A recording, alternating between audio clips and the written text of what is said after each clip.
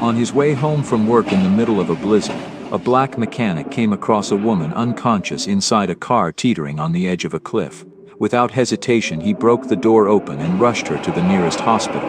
There, he even tore apart his own truck, the only valuable thing he owned, to restore the hospital's power so the doctors could save her life in time. What he didn't know was that the woman he just rescued would soon hand him a key that could change everything, and that every choice he made from that moment on would alter not only his own fate, but the lives of thousands forever. Before we dive deeper into this story, let us know where you're watching from, and don't forget to subscribe for more heartwarming stories every day. The fluorescent lights in the garage flickered one last time before Darius Washington killed the switch. Another 14-hour shift done. The garage was empty except for him. His boss had left at 6, mumbling something about dinner with his wife. Darius didn't have a wife. Didn't have time for one. Hell, he barely had time to eat. He glanced at the clock on the wall. 11:47 p.m. Shit.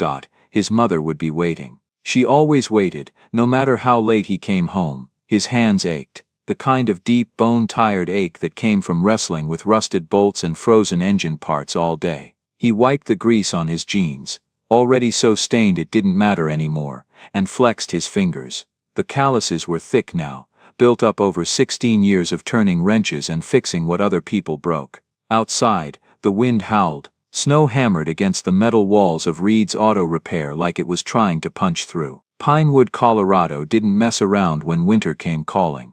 Tonight's storm was supposed to be the worst one in 20 years. Darius grabbed his thermos and took a long drink of cold coffee. Bitter, empty. Just like the feeling in his gut when he looked at the stack of bills on the workbench. Electric bill, 3 months overdue. Rent notice, final warning. His mother's prescription receipts. The numbers made his head hurt. Damn it, he muttered, shoving them into his coat pocket. His phone buzzed. A text from his sister Keisha. You coming home soon? Mom's asking about you. He typed back, 20 minutes. Tell her I'm fine. Fine. What a joke. He wasn't fine. None of them were.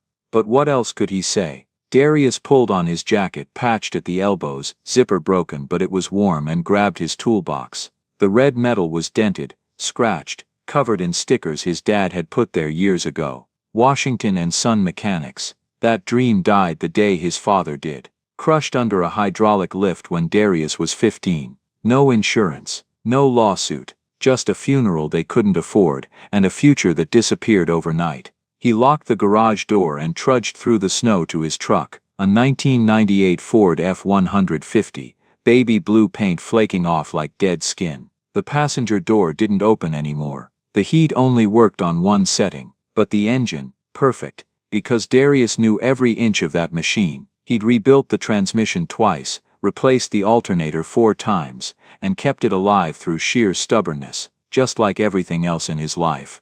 He turned the key. The engine coughed, sputtered, then roared to life. Small victories. Darius sat there for a moment, hands on the wheel, staring at nothing. The snow was coming down so thick he could barely see the road. Smart people stayed home in weather like this. But smart people didn't have a mother with diabetes who needed her insulin, or a 16-year-old sister who still believed college was possible. His eyes drifted to the photo taped to the dashboard. Him, Keisha, and their mom at his high school graduation. 7 years ago. His mom was smiling, healthy, full of life. Keisha was just a kid, missing her front teeth. And Darius, he was wearing his dad's old tie, grinning like the world was full of possibilities. Stupid kid. He reached up and touched the photo, his thumb smudging the corner. I'm trying, Ma, he whispered. I'm trying. The wind shook the truck, reality snapping back. Darius shifted into drive and pulled out onto the empty road. The snow swallowed his headlights. Visibility, maybe 10 feet. The road was ice underneath powder, slick and deadly. He knew every curve of this mountain pass, every spot where cars had slid off in winters past. Knowing didn't make it less dangerous. His phone sat in the cup holder, battery at 12%. No signal out here anyway. He thought about his mom, probably sitting by the window waiting. She always waited, even when he told her not to, even when the doctors said the stress was bad for her heart. Just get home, he told himself. One more day, then one more after that. That's how you survived. You didn't think about the mountain of debt. You didn't think about the job that barely paid enough. You didn't think about the dreams you buried with your father. You just focused on the next thing. Get home. Make sure mom took her pills. Help Keisha with her homework. Wake up. Do it again. The truck hit a patch of ice and fish-tailed. Darius's hands moved on instinct, steering into the skid, easing off the gas. The tires found traction. His heart hammered against his ribs. Come on, baby, he murmured to the truck. Stay with me. The wind screamed louder now, battering the driver's side like it wanted in. Snow piled up on the windshield, faster than the wipers could clear it. Darius leaned forward, squinting through the white chaos, trying to find the road. That's when he saw it. A flicker of light. Faint, blinking. Hazard lights. His chest tightened. Someone was out here. Someone was in trouble. Darius's foot hovered over the gas pedal. Every instinct screamed at him to keep driving. Mom was waiting. The storm was getting worse. He had nothing left to give. But he slowed down anyway, because that's what his dad would have done. The lights grew clearer as he inched forward. A vehicle. Expensive looking. A silver Mercedes SUV, half buried in a snowdrift, front end wrapped around a tree. The driver's side was facing him, the window completely frosted over. Darius pulled over, his tires crunching against the frozen ground. He killed the engine but left the headlights on, illuminating the wreck. Shit, he breathed. The Mercedes was tilted at a bad angle, rear wheels dangerously close to the edge of the road. Below, a drop-off into the canyon, probably 100-foot fall, maybe more. He grabbed his flashlight and got out. The cold hit him like a fist, wind ripped at his jacket, snow stinging his face. He could barely keep his eyes open. Hey, he shouted, stumbling toward the SUV. Anybody in there? No answer, just the wind. He reached the driver's side and wiped the frost off the window. His flashlight beam cut through the darkness. A woman, young, maybe 30, blonde hair matted against her face, slumped over the steering wheel, not moving. Darius's heart dropped into his stomach. He pounded on the glass. Hey, can you hear me? Nothing, but he could see her breath fogging the inside of the windshield. Faint, barely there. She was alive, for now. He tried the door, frozen shut. Ice had sealed it completely. God damn it, Darius snarled. He ran back to his truck, grabbed a tire iron from the toolbox and rushed back. Sorry about this, he muttered, and swung. The window shattered, glass exploded inward. Freezing air rushed into the car. Darius reached through, unlocked the door, and yanked it open. The woman was ice cold. Her lips had a bluish tint. Her skin was pale as snow. Hypothermia. Advanced. Okay, Darius whispered, his mind racing. Come on, let's get you out. He unbuckled her seatbelt, careful not to move her too fast. Spinal injury, maybe, but if he left her here, she'd be dead in 20 minutes. The second he pulled her weight out of the seat, the Mercedes groaned. Darius froze. The SUV shifted, metal scraping against ice. The rear end started sliding toward the edge. Oh no, no, no. He grabbed the woman and threw himself backward into the snow. His back slammed against the frozen ground, knocking the air out of his lungs. He clutched her against his chest, rolling away from the vehicle. The Mercedes tipped, slowly at first. Then all at once, it slid over the edge and disappeared into the darkness. The sound of metal twisting, scraping, crashing echoed through the canyon, for what felt like forever. Then silence, just the wind, and his heartbeat pounding in his ears. Darius lay there in the snow, gasping for breath, the woman limp in his arms. He could feel her chest rising and falling. Barely, but she was breathing. You're okay, he said, his voice shaking. You're okay, I got you. He didn't know if he was talking to her or himself. He forced himself to stand, his legs trembling, carried her to his truck, laid her across the passenger seat, wrapped his jacket around her body, cranked the heat as high as it would go. His hands were shaking, blood dripped from where the glass had cut his palm. He looked at the woman. Who was she? What the hell was she doing out here alone in a storm like this? Didn't matter. Not yet. Darius threw the truck into gear and hit the gas.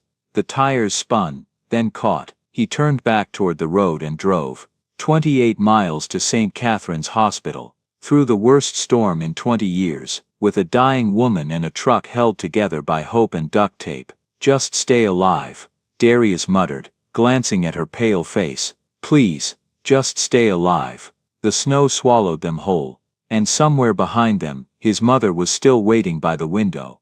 The truck tore through the storm like it was trying to outrun death itself.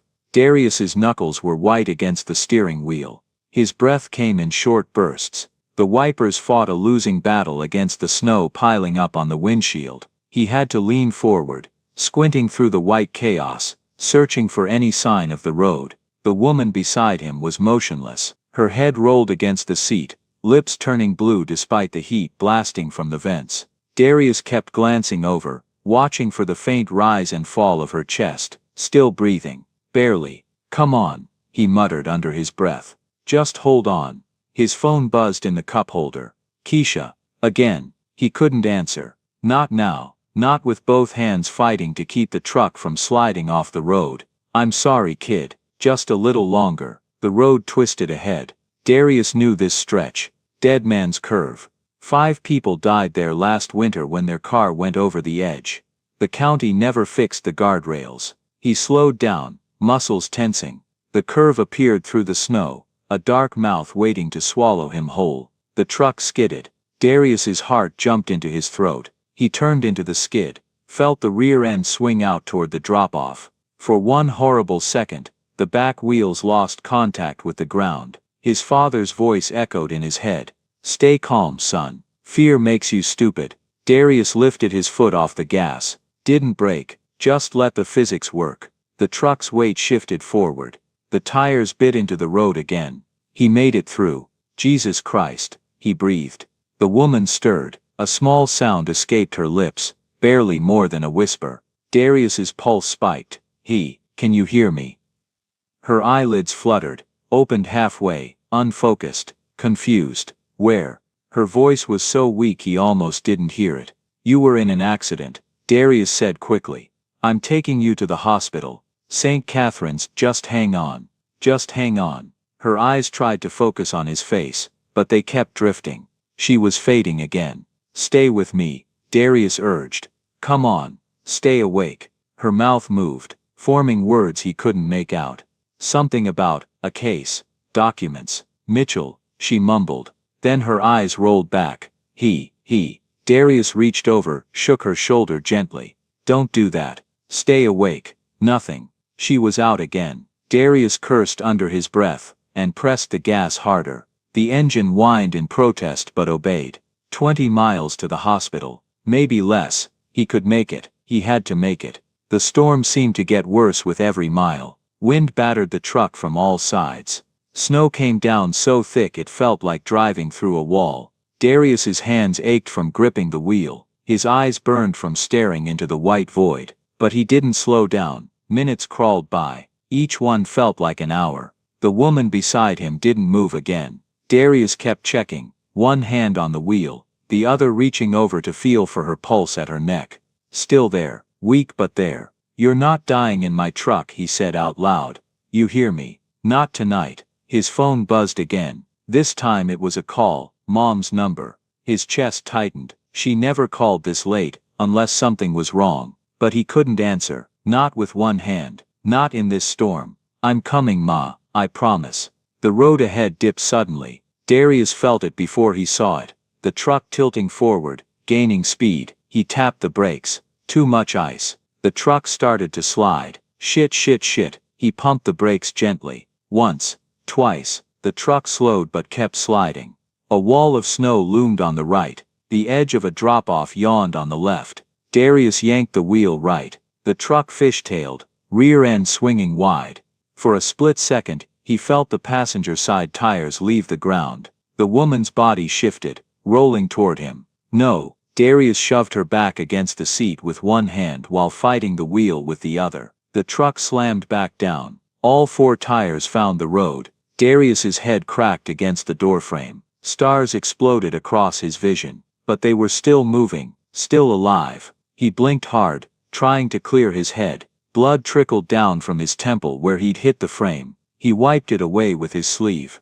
Not today, he growled. Not fucking today. Ahead through the snow, he saw something. Lights. Faint. Flickering. His heart leaped. The hospital. But between him and those lights was one more obstacle. Ironwood Bridge. Darius's stomach dropped. The bridge was old. Ancient. The town had been talking about replacing it for years, but the money never came. In good weather it was sketchy. In a storm like this, he could already see it sagging under the weight of snow and ice. Damn it, he whispered. He could turn around, find another route, but that would add at least an hour, and this woman didn't have an hour. Darius looked at her pale face, her blue lips, the way her chest barely moved. He looked at the bridge, then he made his choice. He pressed the gas pedal down, all the way to the floor. The truck surged forward. The engine roared. The bridge rushed up to meet them, a dark skeleton of wood and metal groaning under the storm's assault. Darius hit it at 50 miles per hour.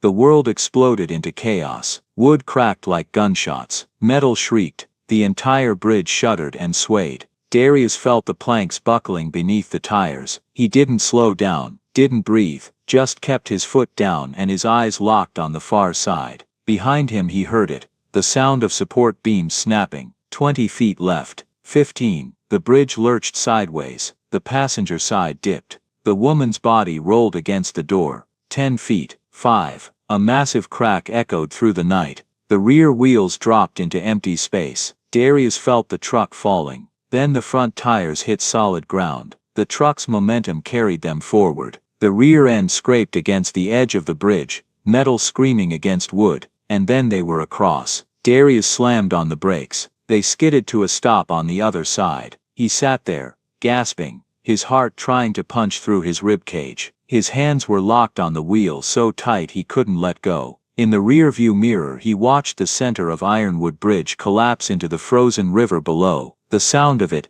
timber splitting, metal groaning, everything crashing down, echoed across the canyon. Then silence, just the wind, and his ragged breathing. Holy shit, Darius whispered. Holy shit. He looked at the woman, still unconscious, still breathing. They'd made it. Ahead, the lights of St. Catherine's Hospital burned through the storm like a beacon. Darius forced his fingers to unclench from the wheel, put the truck back in gear, and drove. 5 minutes later, he pulled into the emergency bay. The tires let out a final exhausted screech against the pavement. Darius threw the door open and stumbled out into the cold. Help. His voice was raw.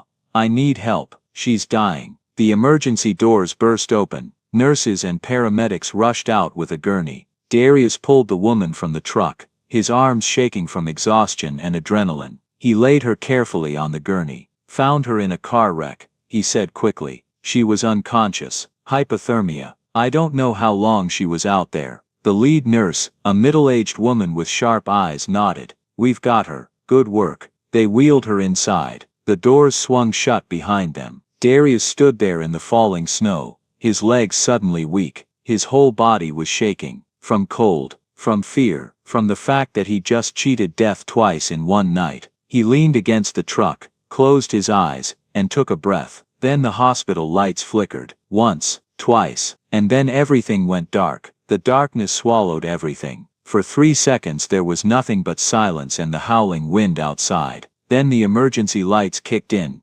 dim, flickering, casting long shadows across the hospital corridor. But it wasn't enough. Somewhere down the hall, a ventilator alarm started screaming. Backup generator. Someone shouted. A doctor's voice, sharp with panic. Why isn't the backup generator running? Darius stood frozen in the emergency bay, snow melting off his jacket, forming a puddle at his feet. Through the glass doors he could see nurses running, flashlights cutting through the darkness, people shouting over each other. The woman, Olivia, had just been wheeled into the and now the power was gone. Shit. Darius pushed through the doors. Inside was chaos. Patients in the waiting area were standing up, confused and frightened. A child was crying. An old man clutched his chest, gasping for air. Nurses tried to maintain order, but their voices were drowned out by the rising panic. Everyone stay calm, a nurse called out. The emergency lights are on. We're working on.